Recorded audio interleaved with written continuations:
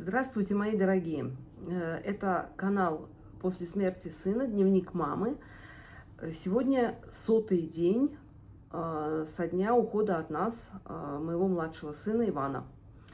Меня зовут Екатерина Варади, и я создатель и ведущая этого канала.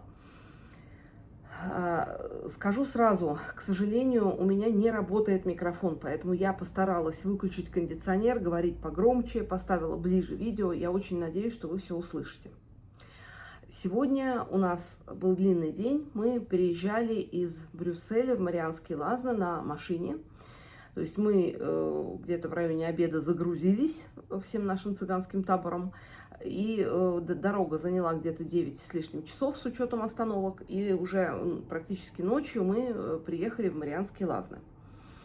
И что интересно, ну как интересно, да, такой факт, что Саша, вообще в дороге мы говорили о Ваньке, конечно, и Саше было очень тяжело, он плакал, потому что опять это микробус, в котором он возил Ваню, и ему каждый раз это тяжело, и понятно, что это быстро не пройдет.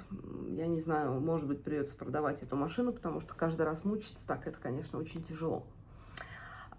Но зато я для себя сделала так очень интересное открытие. Так оказывается, что я перестала бояться смерти.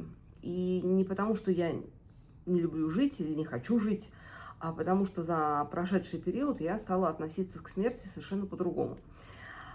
Давайте я попытаюсь объяснить, как бы с чем это связано, да?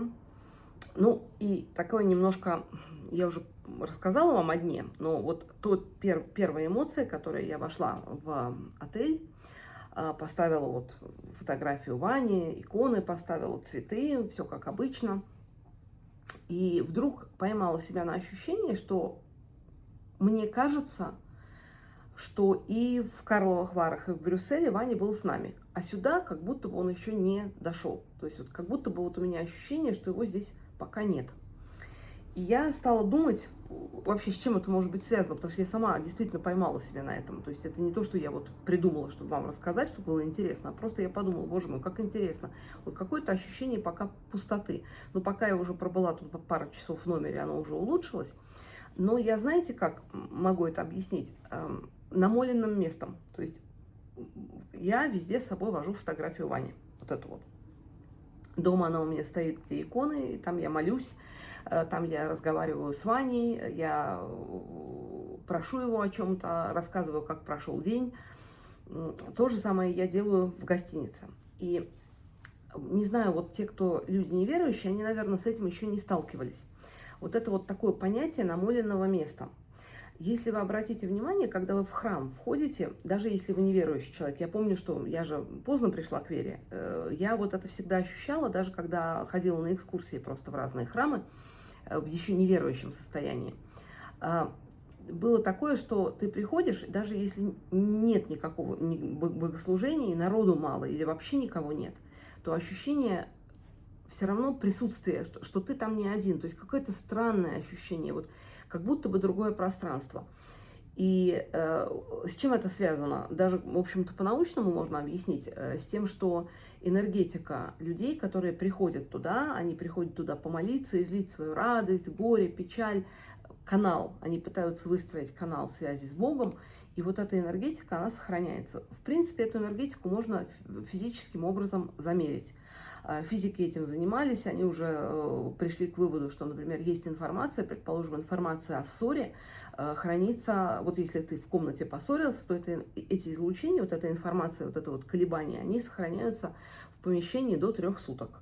А вот, предположим, если кто-то был убит в помещении или, не дай бог, покончил с собой, то это вообще остается чуть ли не вечно, вот эти излучения, поэтому светят квартиры там и так далее. Потому что тоже стирается таким образом информация. Ну, или не стирается, если люди не светят квартиры, и поэтому вот ощущение тяжести, может быть, какие-то звуки, какие-то вот такие явления духов и так далее. То есть это действительно бывает в таких местах, где люди плохо закончили свою жизнь. И, соответственно, также, когда дома ты молишься, вот я молюсь, у меня одно и то же место, где я все время туда прихожу, я все время молюсь, я все время сижу, там можно поразмышлять, подумать. И я заметила, что там тоже совершенно... То есть, когда ты уже подходишь к этому месту, уже у тебя душа направляется туда. Это, ну, в принципе, по большому счету, это как, знаете, вот вы идете в театр, вы красиво одеваетесь, вы представляете себе, что у вас праздник, и даже если в театре не особо праздничная атмосфера, но для вас это все равно праздник, и люди все приходят туда с этим ощущением, и это ощущение праздника, оно сохраняется. Вот точно так же все происходит с молитвой на самом деле. И получается, что мы в Карловых Варах были определенное количество времени, я там успела уже создать себе вот этот намоленный уголок, где я каждый день разговаривала с Ваней. То же самое было в Брюсселе, а здесь... Я сегодня вам веду выпуск, еще не успев помолиться, не поговорив еще с Ваней. То есть я, конечно, насколько-то с ним разговаривала между делом, но это немножко другая история. И вот это ощущение присутствия, оно пока не пришло. Вот. И потом я первым делом, когда вот распаковалась, я сразу влезла в компьютер для того, чтобы посмотреть комментарии и письма, потому что многие люди пишут, задают вопросы, и я стараюсь как можно скорее на все вопросы ответить на все комментарии, поблагодарить тех людей, которые мне написали. Потому что, ну, я считаю, это важно. Ради этого, собственно, все и делается. Не только ради того, чтобы я что-то говорила, а для того, чтобы мы с вами общались в обе стороны, чтобы это работало. Вот. И вообще удивительно, что у нас, вот у меня на канале уже больше 9 тысяч просмотров. Я понимаю, что людей меньше, потому что люди есть, кто смотрит выпуски все, но все равно это значит, несколько тысяч человек нас смотрят, а это значит, что это было сделано не зря. Это приносит мне просто огромную радость. Я хочу вас всех поблагодарить за то, что вы со мной, и за то, что вы делаете это начинание полезным для всех, потому что если бы вас не было, то и канала бы, смысла бы в канале тоже не было. И сколько угодно я могла бы разговаривать, если бы меня никто не смотрел, другие люди тоже не могли бы это найти. Так что огромное вам спасибо. Но тут я же понимаю, что периодически люди по поиску Ютуба меня находят и приходят на какое-то видео в первый раз. То есть я вижу по этим комментариям, они знакомятся, люди. И уже не один раз были такие комментарии: ой, какой красивый мальчик, как же жалко его, за что ему такое наказание, как же так, вот как несправедливо, что умирают дети. И я на все эти комментарии, для меня это очень трогательно, это настолько я всегда за это благодарю, настолько мне приятно, что люди посмотрели, люди подумали, люди, может быть, про себя помолились, посочувствовали этому горю. Но я, знаете, на что обратила внимание? Что, смотрите, смерть, я даже не хочу говорить смерть, да, уход Вани, это, безусловно, для нас, для всех огромная трагедия. Это всегда будет так, и это, безусловно, так. Мы живем в этом, мы проживаем это горе, хотя мы все равно стараемся найти в этом какие-то светлые моменты. Это то, что касается нас. А вот в отношении Вани я уже давно, ну как давно, вот прошло 100 дней, да, вот за 100 дней я пришла к тому, что я вообще не воспринимаю его смерть, его уход. Я даже вот смерть говорю, потому что это название канала, да, это я все равно говорю в общепринятых терминах, но я совершенно для себя так не осознаю, что для меня уход Вани, если смотреть с его точки зрения, то это не наказание, не трагедия, а это скорее освобождение. Это значит, что он исполнил свое предназначение. Это значит, что он достиг того, чего ему нужно было достигнуть. Задачу его мы не знаем. Мы уже знаем, какую роль сыграл он в нашей семье. Это однозначно очень важная роль во всей нашей жизни, во всей нашей семье, во всем. Но я думаю, что у него была тоже какая-то и общечеловеческая задача, не только личная, и он наверняка ее исполнил. И, ну, я верующий человек, поэтому верующие люди считают, что Бог не забирает человека не вовремя. Бог забирает человека в самый лучший для него момент, то есть когда он достиг пика своего духовного развития. Этот пик может произойти по-разному, в разное время у каждого. И опять же, вот это не значит, что мы не горюем, это не значит, что мы говорим: ой, как хорошо, что он ушел, но для меня, вот я вспоминаю, я же видела это, я видела, как он уходил, я видела, как он ушел, я его видела перед уходом и после ухода. И я однозначно могу сказать, что это был очень светлый, очень достойный уход, и лучшего для своего ребенка, лучшего ухода я бы не пожелала. Но я прекрасно понимаю, что сейчас человек, который вот сегодня зайдет на это видео впервые, скажет, что это какая-то, наверное, религиозная фанатичка, как можно вообще так говорить о своем сыне. И поверьте, вот если вы посмотрите все мои видео, и потом я еще запишу видео о первых днях, того, как вот Ваня ушел, о первых 57 днях, потому что я начала вести канал позже, не с первого дня после ухода. Безусловно, это огромное количество слез, огромное количество боли. И до сих пор эти слезы продолжаются, и боль продолжается, и молитвы продолжаются. И ощущение опаленной дыры у тебя в сердце, оно тоже есть. Но все равно вот ощущение, что, знаете, как можно жалеть человека, который уже ушел туда, где вот как, опять же, по молитве, Боже мой, нет, я же каждый день читаю канон о едино усопшем, там, где нет ни смерти, ни болезни, ни воздыхания, ни печали. То есть он ушел в мир, где нет боли, где нет болезни, нет страдания. Ему там уже хорошо. Он сдал свой экзамен на 5. И на самом деле мне себя жалко, нас очень жалко.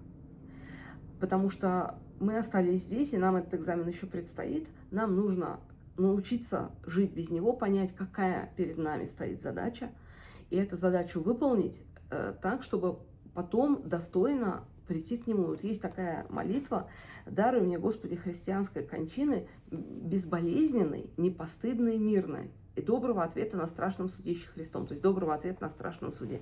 И вот на самом деле, если так подумать, даже если ты неверующий человек, чего ты можешь хотеть больше, чем кончины безболезненной, непостыдной, мирной? То есть, действительно, человек чего боится? Я до сих пор боюсь. Я смерти не боюсь, потому что я знаю, что смерть – это не конец, за смертью есть продолжение, и там меня ждет Ваня, то есть мне хочется туда пойти, когда придет мое время, не сейчас. Мне хочется туда пойти, когда придет мое время, но мне страшно, я боюсь страданий. Я боюсь боли, я боюсь болезни, я боюсь больниц, потому что я нахлебалась этого вот по самой некуда. Но я же молюсь каждый день о том, чтобы мне Господь даровал вот эту кончину безболезненную, непостыдную, мирную и доброго ответа на страшном судище Христом. И я уже по Ване знаю, что мы все молились всегда так, и Господь Бог ему такую кончину даровал. Да, он перед этим болел, но в этой болезни были страдания, но не такого рода, что вот он кричал от боли там, или что, да, были какие-то периоды, которые были более тяжелые, но в основном он все-таки был в таком достаточно спокойном состоянии, он мог спать, есть, жить нормально, относительно нормально, да, он был ограничен в движениях, но также он практически никогда не был, ну, короткими периодами был прикован к постели. В основном он все равно мог двигаться, пусть и ограниченно. Вот, и поэтому я вот действительно поняла, насколько за такое короткое время вдруг понимаешь, что ты отошел, ты ушел очень далеко. Я не говорю вперед, просто начинаешь смотреть на жизнь и на смерть вообще совершенно по-другому, другими глазами. Как-то более с другого угла, что ли, более глубоко, более спокойно. Я вот абсолютно не могу определить, не могу назвать правильный термин для этого, потому что это не значит, что все, кто относится по-другому, они там более мелкие, более глупые там, и так далее. Вообще не об этом. Это просто совершенно другая точка отсчета у нас. И ты можешь этой точкой отсчета, мне кажется, достичь, когда ты это один раз уже пережил. Потому что насколько бы ты ни был верующий, насколько бы ты ни молился, насколько бы ты ни представлял себе, там вот, мы все теоретически, вот я тоже до этого теоретически знала, что жизнь вечная. Но когда у тебя уходит сын, и ты практически поверить этому практически невозможно. То есть до тех пор, пока ты не получаешь опытное подтверждение этому. А что такое опытное подтверждение? Это значит эмоции, которые ты ощущаешь. Это ощущения, которые у меня были в первые 3 дня после этого ухода, после 40 дней его ухода. Насколько у меня было ощущение приподнятости и радости вместе с этим горем. И получается, что, знаете, вот это ощущение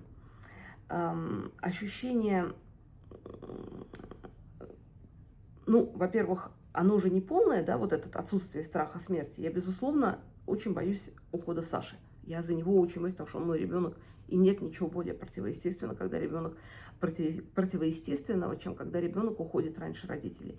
Я боюсь смерти мужа, но уже совсем не так, потому что он жил так же, как и я, мы прожили уже достаточно долго, мы много чего достигли. И я знаю, что если он уйдет, это значит, что он исполнил свое земное предназначение. Я перестала бояться смерти родителей, потому что я понимаю, что там они встретятся с Ваней. И да, мне будет тяжело, но я также понимаю, что их земная жизнь, она все равно подходит к финалу, потому что это уже очень пожилой возраст, и в какой-то момент человек сам начинает стремиться туда, потому что он уже понимает, что вот он приблизился к этой черте, ему хочется через нее пройти, потому что это уже, знаете, возникает такое какое-то подвешенное состояние. Вот, и получается, что вот то осознание, что пока Господь оставляет нас здесь, значит, нам есть что делать, поэтому мы пытаемся прожить каждый день не зря, каждый день пытаемся принести в этот мир свет, добро, терпение, понимание друг друга и окружающих. И вот это дает, как бы, знаете, вот эту вот точку равновесия в жизни, вот как бы ось, вокруг которой ты начинаешь себя ощущать. И как только ты эту ось нашел, ты чувствуешь, что ты начинаешь крепко стоять на этой земле. Значительно более крепко, чем ты стоял раньше, до того, вот как у нас произошел уход Вани. И вот эта вот точка опоры, она совершенно не зависит от наличия горя или радости. То есть горе не пропадает, слезы не пропадают, не пропадает то, что я тоскую по Ване. Но вот эта ось сама по себе, вот эта ось понимания того, что есть жизнь и что есть переход, оно дает твоей жизни какой-то совершенно другой смысл. Вот, и, наверное, вот это вот главная, самая мысль, которая совершенно неожиданная для меня самой. Вот этой мыслью я и хотела бы закончить сегодня.